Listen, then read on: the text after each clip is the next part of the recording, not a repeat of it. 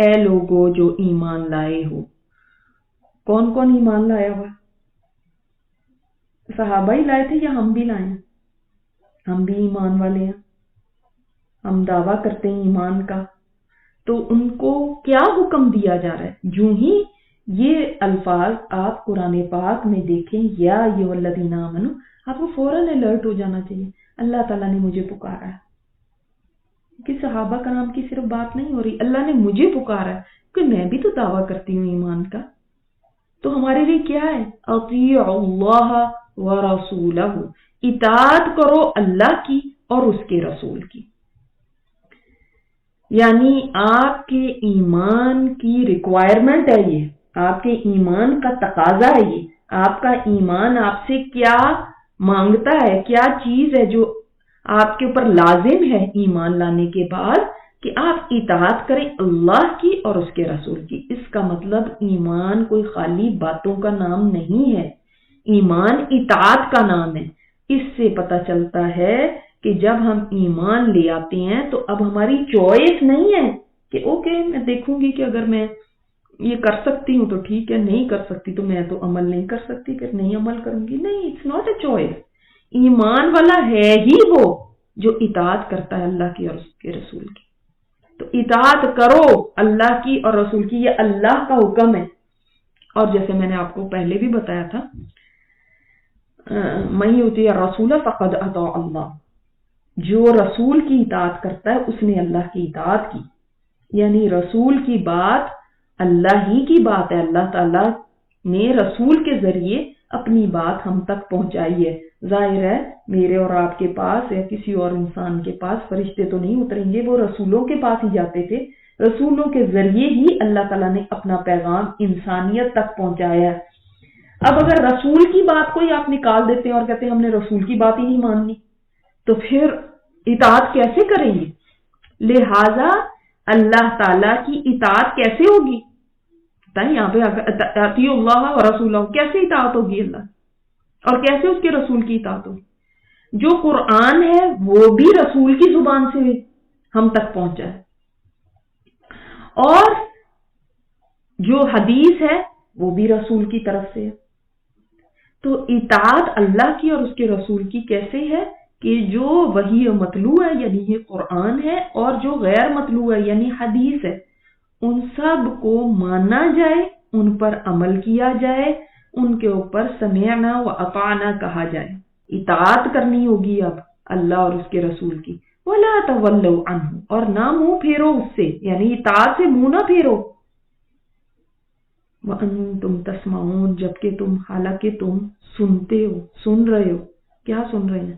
اس قرآن کو، اس بات کو. آپ صلی اللہ علیہ وسلم کی بات کو بھی سنتے تھے، قرآن کو سنتے تھے، اس آیت کو بھی سن رہے ہیں کہ اللہ تعالی نے اطاعت کا حکم دیا ہے، تو سن کے ان سنی نہ کرو. منافقین وہ یہ کرتے تھے نا، سنی ان سنی، ایک کام سے سنا دوسرے سے نکال دے.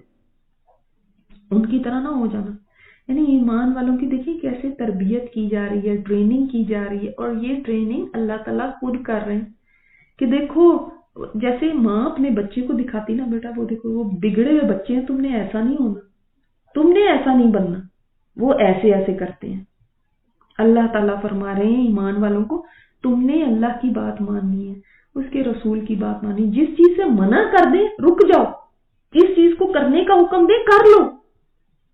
ایسے مت ہو جانا کہ بس سنا اور نہ سنا برابر.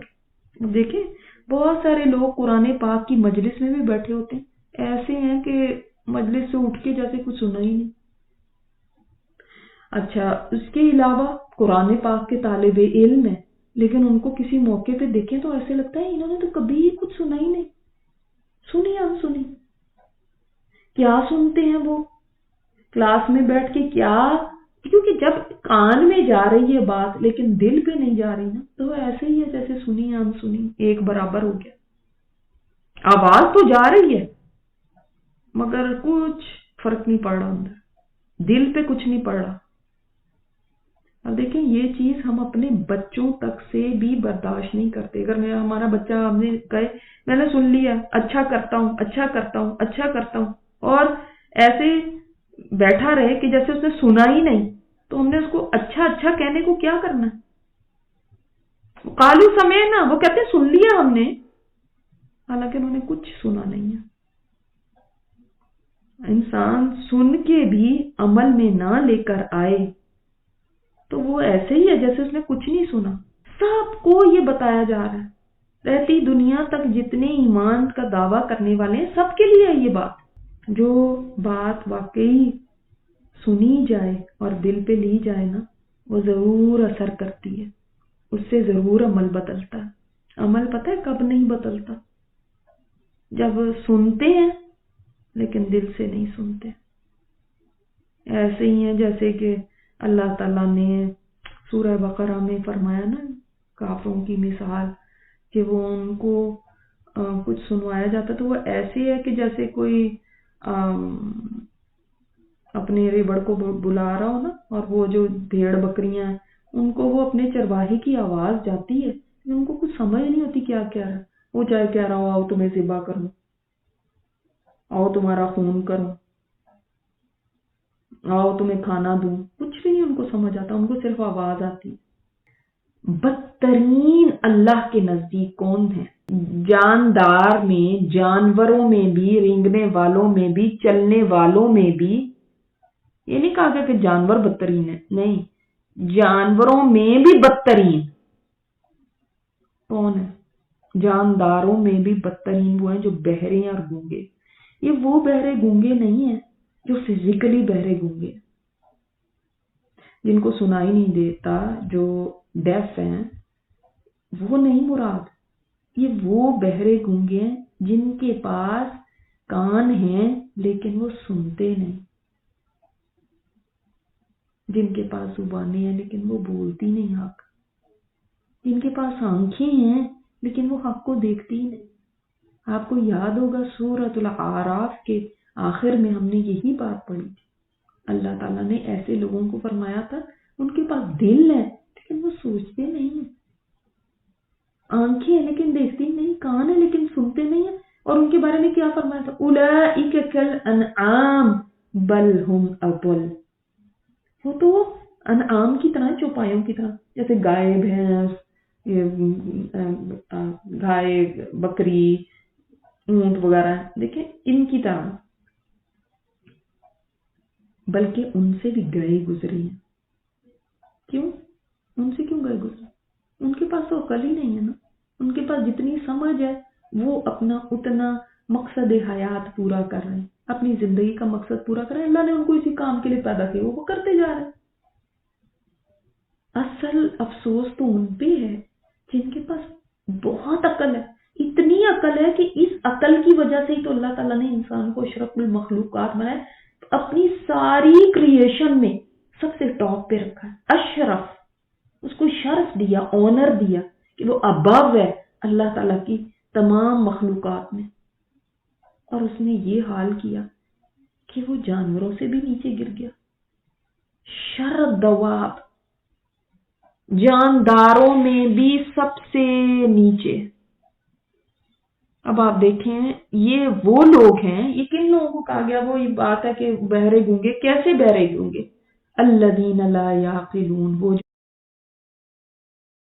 جو عقل سے کام نہیں لیتے، یعنی عقل ہے، ایسا نہیں ہے کہ وہ کوئی دماغی طور پہ معذور ہے، وہ نہیں ہے، عقلیں ہیں، ہر قسم کی عقلیں ہیں، یعنی فیشن کیا آج کل چل رہا ہے وہ بھی سمجھ ہے، بزنس کیسے کرنا ہے وہ بھی پتا ہے، بڑی بڑی ڈگریاں بھی لی ہوئی ہیں، بڑی بڑی پڑھائیاں کی ہوئی ہیں، بڑی سینسیبل ہیں، بڑے اسٹریٹ سمارٹ ہیں، لیکن اللہ کی باتیں سمجھنے کے اندر ایسے بن جاتے ہیں کہ بالکل ہی بے وقوف ہے، کچھ جیسے سمجھ ہی نہیں ہے، پتہ ہی نہیں ہے، اپنے خالق، اپنے مالک کے بارے میں کچھ جاننے کی توفیق ہی نہیں ہے، کبھی سوچا ہی نہیں اس کے بارے میں۔ دنیا کی باتیں جتنی مرضی پوچھ لو، ماہر ہیں اس میں، سیاست میں کیا ہو رہا ہے پوچھ لیں آپ، جتنی مرضی بحثیں کرا لیں آپ، سب پتا ہوگا، کون سا پولیٹیشین کب اٹھا، کب بستر پہ گیا، کیا اس نے آج کیا، وہ بھی سب پتا ہے۔ آج کے وہ جو فلموں کے جو ہیں وہ کام کرنے والے اور جو یہ کھلاڑی ہیں اسپورٹس والے، ان کی بھی سب باتیں پتا، اس کو فیوریٹ کھانا کیا ہے، اس کا فیوریٹ کلر کیا ہے، اس کا فلاں کیا ہے، اس کے کس سے شادی کر لی، وہ آج کدھر ویکیشن پہ گیا، سب جانتے ہیں. مگر اللہ رسول کی جب بات آ جاتی ہے کچھ نہیں سمجھ آتی، اس طرح توجہ ہی نہیں ہے. اللہ اکبر. اللہ تعالیٰ کے نزدیک کیسے ہیں؟ چاہے دنیا میں دیکھنے میں لوگوں کے نزدیک بہت سمجھدار ہیں، لوگ ان کو بڑا مانتے ہیں، لوگ ان کو بڑے ڈاکٹر کہتے ہیں، پی ایچ ڈی ڈگریز ان کے پاس ہیں، لیکن اللہ کے نزدیک وہ زمین میں رینگنے والے جتنے جانور ہیں ان سب میں بھی بدترین ہیں. یعنی جانور کو حقیر سمجھا جاتا ہے. اگر اللہ تعالیٰ ان میں کوئی خیر جان لیتا نا تو ان کو ضرور سنوا دیتا. یعنی اگر یہ واقعی دل والے ہوتے، اگر ان کے اندر واقعی کوئی خیر ہوتی تو اللہ نے ان کو سنوا ہی دینا تھا. کیونکہ آپ صلی اللہ علیہ وسلم کو بہت زیادہ یہ تکلیف ہوتی تھی نا کہ کیوں نہیں یہ سمجھتے، کیوں نہیں یہ سنتے. تو اگر ان میں کوئی خیر ہوتی تو اللہ سنوا دیتا. یعنی اس کا مطلب ہے کہ یہ بھی انسان کے اندر اگر طلب ہوتی ہے تو اللہ تعالیٰ اس کو سنوا ہی دیتا. زبردستی نہیں اللہ کسی کو سنوا، یعنی نہیں سننا چاہتا، جو نہیں آنا چاہتا ادھر.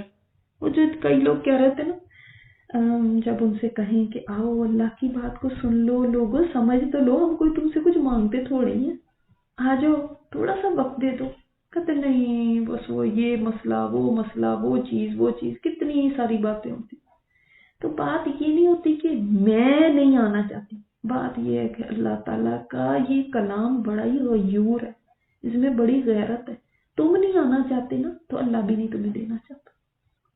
تمہارے اندر کوئی اگر بھلائی ہوتی تو اللہ تعالیٰ تمہیں توفیق بھی دے دیتا. اس کا مطلب تمہارے اپنے اندر نہیں ہے خیر، اندر خراب ہوا ہے، اندر ہے جو کرپٹ ہوا ہے. جب کرپشن اندر ہے نا تو ہم سوچتے ہیں کہ میں نہیں آئی، میں نے ان کو جواب دے دیا. میں نے نہیں دیا، اللہ تعالیٰ چاہتا ہی نہیں ہے، جاؤ چلے جاؤ. اگر یہ سن بھی لیتے نا، ان کو سنوا بھی دیتا اللہ، تو چونکہ اندر نہیں نا خیر تو وہ منہ پھیر جاتے، اور وہ ہے ہی منہ پھیرنے والے. آپ دیکھیں بہت سارے لوگ پھر لوگ باتیں بناتے ہیں، لو جی قرآن کے اسٹوڈنٹ ہیں اور دیکھو ایسے، قرآن والے ہیں اور ایسے، اور دیکھو قرآن اتنا سن کے بھی ان کا، اس لیے کہ اندر خود کی خیر نہیں ہوتی. اس لیے جب اندر ہی خیر نہیں ہے تو انسان بدلتا ہی نہیں. پر پھر یہ سننا، یہ صرف ایک کلاسیں لینا ہے، یہ صرف ایک ایکسرسائز ہے، اس کے علاوہ کچھ نہیں. اگر اس جذبے کے ساتھ نہیں بیٹھے ہوئے نا کہ یہ قرآن جیسے جیسے کہتا جائے گا ویسے میں کرتی جاؤں گی، ویسے میں نے ڈھلتے جانا، یہ میرے مالک کی باتیں ہیں. دیکھیے جو لوگ خیر چاہتے ہیں نا، اس سے ان کو خیر ملتی ہے، جو ہدایت چاہتے ہیں ان کو ہدایت ملتی ہے. یہ نہ کہیں کہ پتہ نہیں یہ اپنی طرف سے کوئی باتیں بنا رہی ہیں، اپنی طرف سے نہیں، آپ کے سامنے آیتیں لکھی ہیں، ان کا ترجمہ آپ دیکھ رہے ہیں. اے ایمان والو لبیک کہا کرو، جواب دیا کرو، رسپانس دیا کرو. کس کو؟ اللہ کو اور اس کے رسول کو. کب؟ اذا دعاکم لما یحییکم، جب وہ پکارے تم کو اس چیز کی طرف جو زندگی بخشتی ہے تم کو. یعنی جس طرف اللہ رسول بلاتے ہیں اس طرف لبیک کہو، میں حاضر ہوں میرے رب، تمہارے لیے اس میں زندگی ہے. دیکھیں جو چیز بھی، جس چیز کی طرف بھی اللہ تعالیٰ بلاتے ہیں اس کے اندر ہمارے لیے زندگی ہے، یعنی ہمارے لیے خیر ہے. مردہ کو ہم اچھا نہیں سمجھتے، زندہ کو اچھا سمجھتے ہیں نا. تو جتنے بھی احکام شریعت ہیں، عبادات ہیں، معاملات ہیں، حقوق و فرائض سے متعلق ہمیں احکامات دیے گئے ہیں، سب یہ حیات ہیں، زندگی ہیں. قرآن پاک یہ زندگی ہے، دین اسلام زندگی ہے. اسی لیے تو دیکھیں نا، آپ نے پہلے بھی پڑھا مردہ اور زندہ کی مثال قرآن میں. تو مردہ سے مراد کون ہوتا ہے؟ کافر. اور زندہ سے مراد کون ہوتا ہے؟ جس میں ایمان ہے. جس کے پاس اسلام کی دولت ہے. تو یہ زندگی ہے. جب وہ تمہیں زندگی کی طرف بلاتے ہیں تو تم لبیک کہا کرو. جو تمہیں آنے کو کہا ہے تو فوراً آیا کرو کہ ہم حاضر ہیں اللہ. کیونکہ اللہ رسول کی دعوت جو ہوگی وہ تمہارے لیے کبھی بھی نقصان کی چیز نہیں ہوگی. اس میں تمہاری بہتری ہے, تمہارے لیے ہی حیات ہے. یحییکم, وہ زندگی بخشی ہے تم کو, ان کا نہیں فائدہ, تمہارا اپنا فائدہ ہے. تو اب رسول بلائیں, چاہے وہ جنگ میں نکلنے کو فرما رہے ہیں کہ جنگ میں نکلو, چاہے اس طرف بلا رہے ہیں, چاہے آپ صلی اللہ علیہ وسلم کسی کام کو کرنے کا حکم دے رہے ہیں, چاہے کسی سے روکنے کا کر رہے ہیں. لیکن یہ چیز ہے اطاعت. اطاعت کا یہ آپ دیکھیں بار بار اوبیڈینس کا درس دیا جا رہا ہے. بی اوبیڈینٹ, ڈس اوبیڈینس والی زندگی چھوڑ دو. جیسے بنی اسرائیل کہتے تھے نا, سمعنا وعصینا, ہم نے سن لیا لیکن ہم نے ماننا نہیں ہے. ایسے نہیں بنو. اور ایمان والوں کا کیا ہے؟ سمعنا واطعنا. اس کے اندر وقفہ نہیں ہے. سمعنا اور اطعنا میں وقفہ نہیں ہونا چاہیے.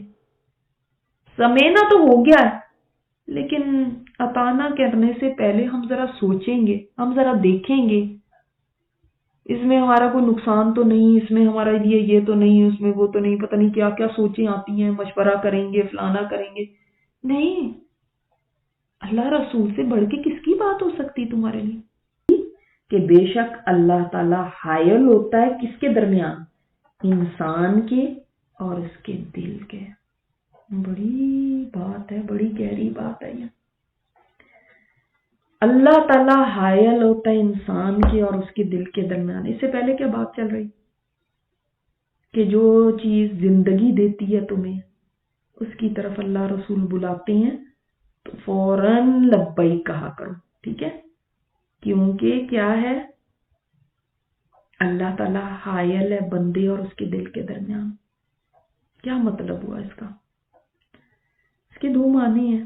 ایک معنی تو یہ ہے کہ جب اللہ رسول بلائیں, کسی نیک کام کرنے کا حکم دیں, یا گناہ سے بچنے کے یا گناہ سے روکنے کا حکم دیں تو فوراً مان لو, دیر نہ کرو. دیر نہ کرو, اس کو غنیمت سمجھو, اس وقت کو جو آپ کو مل گیا, یا جو آپ کے اندر اس وقت جوش ہے نا. جیسے آپ فار ایگزامپل آپ آیتیں سنتے ہیں, اس کے بعد کیا ہوتا ہے, دل کرتا ہے فوراً عمل کر لیں. بعض اوقات انسان اس میں ٹال مٹول کرتا ہے, تھوڑی دیر, اچھا چلو خیال میں آج نہیں کرتی, میرا خیال کل کر لوں گی, میرا خیال پرسوں کر لوں گی, میرا خیال میں میرے امتحان ہو جائیں تب کر لوں گی, میری شادی ہو جائے تب کر لوں گی, بچے بڑے ہو جائیں تب کر لوں گی, مجھے جاب مل جائے نا تب کروں گی, ذرا حالات تھوڑے ٹھیک ہو جائے نا میرے گھر کے تب کر لوں گی. لیکن ایسا ہوتا ہے کہ وہ کام ہو ہی نہیں پاتا, پھر وہ عمل رہ ہی جاتا ہے. اللہ تعالیٰ حائل ہو جاتا ہے بندے کے اور اس کے دل کے درمیان, یعنی رکاوٹ آ جاتی ہے. کوئی بھی رکاوٹ ہو سکتی ہے. ہو سکتا ہے انسان کو موت ہی آ جائے, چلو موت نہیں آئی تو کوئی بیماری آ سکتی ہے, کوئی ایسے حالات ہو سکتے ہیں اس کام کرنے کی فرصت ہی نہ ملے, یا وہ جوش ہی ٹھنڈا ہو جائے. بعض دفعہ ہوتے نا اسی وقت ہم کر لیں تو کر لیں. آپ نے مثلا صدقہ کرنے کا ہی سوچا, اس وقت کر لیا تو کر لیا, بڑا ہی اس وقت جوش تھا. اس کے بعد بس جو سوچ میں پڑے تو سوچ میں پڑے ہی رہ گئے, بھول ہی گیا کرنا, یا سستی چھا گئی, توفیق چھن جاتی ہے. مطلب یہ اللہ تعالیٰ حائل ہو جاتا ہے اس کے درمیان, یعنی توفیق چھن جاتی ہے. وہ پھر کام کر ہی نہیں پاتا. وہ اللہ تعالیٰ اس کی عمل اور اس کے درمیان, یعنی اس کے کرنے کے درمیان حائل ہو گیا. اس کا دل ہی بدل گیا, اب دل کرتا ہی نہیں. دل بھی ایک جیسے نہیں رہتے نا. آپ صلی اللہ علیہ وسلم نے فرمایا نا کہ دل جو ہے وہ اللہ تعالیٰ کی دو کریم انگلیوں کے درمیان ہے, وہ جدھر چاہے ان کو پھیر دے. صحابہ نے پوچھا تھا نا کہ یا رسول اللہ, ہم نے آپ اتنی یہ دعا پڑھتے ہیں یا مقلب القلوب ثبت قلبی علی دینک، تو ہم آپ پہ اور آپ پہ اتری ہوئی وحی پہ ایمان لے تو آئے ہیں، اب تو ہمیں کس بات کا خطرہ ہے؟ یعنی جیسے ہم بھی سوچتے ہیں نا، ہم تو مسلمان ہیں ہی، ہمیں کیا، اب تو اللہ معاف کرے، اللہ معاف کرے، ہم نے کون سا پھر جانا ہے اسلام سے؟ بس ہم تو سیف ہے نا، ہم تو مسلمان ہیں ہی، آپ کو کیا پتا؟ آپ کو کیا پتا؟ یہ دل بدلتے ہوئے دیر نہیں لگتی، اس لیے آپ صلی اللہ علیہ وسلم کثرت سے یہ دعا مانگا کرتے تھے. اور مسند احمد میں بھی آپ صلی اللہ علیہ وسلم فرماتے تھے ہر دل اللہ رب العالمین کی انگلیوں میں سے 2 انگلیوں کے درمیان، جب سیدھا کرنا چاہتا ہے کر دیتا ہے، جب ٹیڑھا کرنا چاہتا ہے کر دیتا ہے. یہ ٹال مٹول یہ انسان کو عمل سے دور کر دیتی ہے. بڑا ہی بے وقوف ہے جو کہ کل کے اوپر چیز ڈالتا ہے، اس کل پہ جس کے اس کو پتہ ہی نہیں اس کل تک میں نے زندہ بھی ہونا ہے کہ نہیں. کل میں حجاب لوں گی، کل میں فلاں چیز کروں گی، کل میں بڑے بڑے پلان ہوتے ہیں، کر لوں گی، میرے روزے رہ رہے ہیں نا، میں پورا کر لوں گی، بھی تو بڑا ٹائم پڑا. آپ کو کیا پتا ہے، اللہ نہ کرے کل کو کوئی ایسی بیماری آ جائے رکھ ہی نہ سکے روزے. تو کتنی ساری چیزیں ہیں جو ہم نے کل پہ ڈالی ہیں، بڑے کام کل پہ ڈال کے بیٹھے ہیں، اور وہ اکثر دیکھیے گا وہ آخرت سے ریلیٹڈ ہوتے ہیں. دنیا کے کاموں تو بڑی جلدی کر لیتے ہیں، ایک سیل لگی ہو ہم یہ نہیں کبھی کہتے تو کیا ہوا اگر ابھی لگی ہوئی ہے پھر بھی تو لگ ہی جائے گی، فوراً بھاگتے ہیں جیسے یہ آخری ہے اس کے بعد نہیں کبھی ملنا. کتنی ہمارا شوق اور جذبہ کتنا ہوتا ہے. لیکن جو آخرت سے ریلیٹڈ چیزیں نا ان کے اندر اکثر ہمارے رویے بہت کیجول ہوتے ہیں کہ جیسے یہ موقع ہمیشہ ہی یہیں پہ پڑے رہنے. کیسے آپ کہہ سکتے ہیں؟ اکٹھے تو اس کی طرف ہی ہونا، وہ لوٹنا تو اس کی طرف ہی ہے. یعنی جس کی طرف تم نے جانا ہے نا واپس تم سب نے جمع ہونا، اس کی بات سن لو، اس کی بات سنو. وہ پکارے ہیں تو لبیک کہو. آج دور بھاگنا چاہتے ہو نا اس سے، تو اس سے کب تک دور بھاگو گے؟ کہتے ہیں یہ مولوائن اور وہ یہ مولوی اور یہ فلاں اور یہ ہمیں ایسے تو نہیں بننا چاہتے نا. یعنی وہ چیزیں جو لوگ اللہ تعالیٰ کے اور اس کے رسول کے اور اس کے دین کے نام سے پہچانے جاتے ہیں، ہم وہ پہچان نہیں اپنی رکھنا چاہتے کہ ہمیں بھی کوئی ایسے دیکھے. ہم ماڈرن لگنا چاہتے ہیں، ہم اپ ٹو ڈیٹ لگنا چاہتے ہیں. یہ تو پرانے سے لوگ ہیں تو ان سے ذرا دور ہی رہنا چاہیے، ہے نا. تو کب تک بھاگیں گے؟ کب تک اللہ رسول سے بھاگیں گے؟ کب تک ان کے احکامات سے بھاگیں گے؟ کب تک ان کی باتوں سے بھاگیں گے؟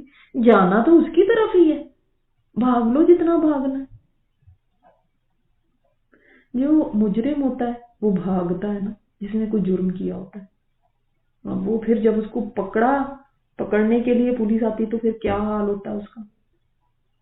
اور جس کے کام اچھے ہوتے ہیں، جو گڈ سٹیزن ہوتا ہے، اس کے لیے تو جو پروٹوکول ہوتا ہے، اس کو جب لینے کے لیے آتے ہیں تو ریڈ کارپٹ بچھتے ہیں.